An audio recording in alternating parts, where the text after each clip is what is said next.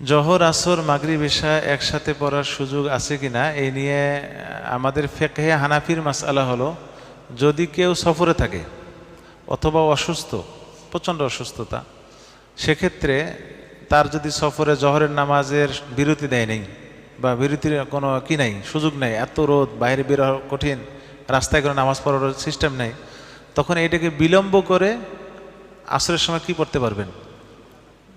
জোহর কাজা আর আসর কি আদা। কিন্তু আপনি আসরের নামাজকে আগে নিয়ে এসে জোহরের সময় দুইটা পরে বের হবেন, এটা কি নেই, জায়েজ নেই। আসরকে ওয়াক্ত হওয়ার আগে এটাকে পড়া, এটা কি নেই, জায়েজ নেই। যে নামাজটা কাজা হয়ে যাচ্ছে এটাকে পরে বললে অসুবিধা নেই, যদি ওই যে এই সমস্ত ওজোরের কারণে হয়।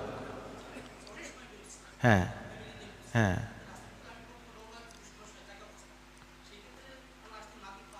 হ্যাঁ, মানে অগ্রিম পড়লে হবে কিনা? হ্যাঁ, পরে বললে হবে যদি বাস্তবিক কোনো ওজোর থাকে যে হ্যাঁ আমার কোনো নামাজের জায়গা ছিল না রাস্তায়, তা জোহরের সময় যদি বের হচ্ছেন তা নামাজটা পরে বের হন জোহর।